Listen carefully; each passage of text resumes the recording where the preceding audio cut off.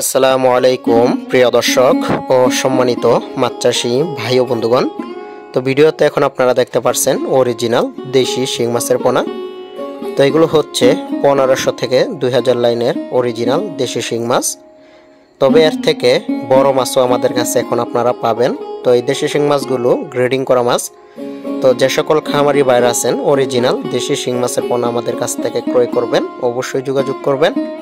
এর কারণ হচ্ছে আমরা গ্রেডিং করে সারা বাংলাদেশে এক সাইজের করে মাছের পোনাগুলো হোম ডেলিভারির মাধ্যমে বিক্রি করে থাকি। তো আপনারা যদি শিং মাছের চাষ করেন তাহলে কিন্তু অন্য মাছের তুলনায় এই দেশি শিং মাছ চাষে দ্বিগুণ লাভ।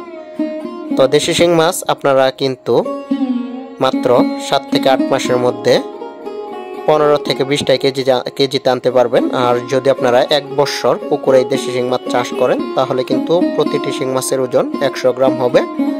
আর 100 গ্রাম শিং মাছ করতে হলে প্রতিটি ওজন যদি 100 গ্রাম করতে চান তাহলে অবশ্যই এই দেশি শিং মাছ প্রতি শতাংশে 1000 থেকে 1200 পিস মজুত করতে হবে এবং পুকুরে পর্যাপ্ত পরিমাণে প্লান্টনের যোগান দিতে হবে, অর্থাৎ প্রাকৃতিক খাবারের যোগান দিতে হবে।